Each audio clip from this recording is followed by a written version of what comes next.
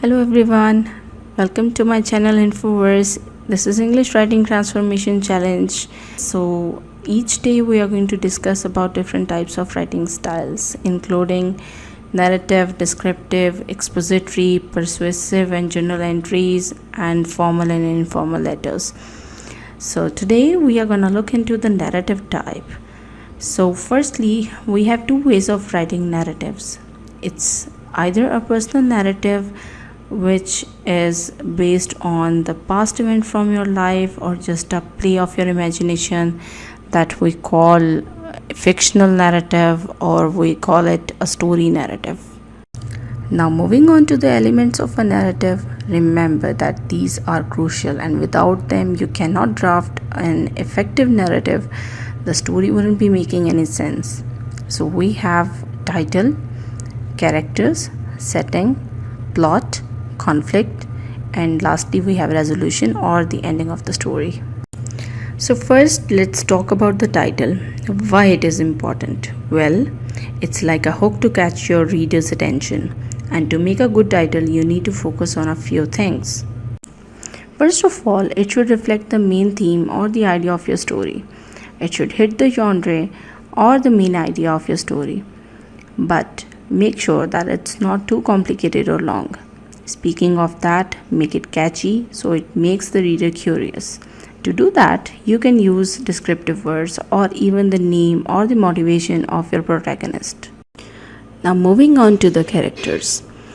There is a certain variety of characters. Firstly, the protagonist, as known as your main character. Then we have supporting character, who aren't exactly the main ones but still important. Then side characters, who don't have that much importance but they can help to advance the plot. Lastly, nameless characters are there, who are just there to increase the impact. It really matters what type of personality your characters have, because it reflects how the characters will act in the different situations and how their relation is with the other characters. Next comes the setting, which is basically where and when your story takes place. There can be more than one setting. Setting plays a huge role in your story, symbolizing themes and adding foreshadowing. You need to use descriptive words so your reader can visualize that place in their minds. Then we have plot, the main event of your story. It can be negative or positive, it's up to you, but make sure to make it as realistic and intriguing as possible. And now comes the conflict. Conflict is the twist of your story. It usually occurs before the main plot, but that's not a rule.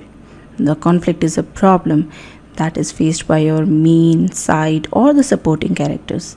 The problem pressurizes your characters, making them helpless and frustrated.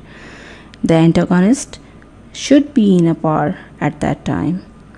Lastly, the ending, which can either be a harsh one or a positive one or even a plot twist. I suggest killing off characters to make a bigger impact. That's it for now. I appreciate your effort to make time out of your precious schedule to watch this video. Anyways, if any one of you need a sample narrative, drop your emails in the comments.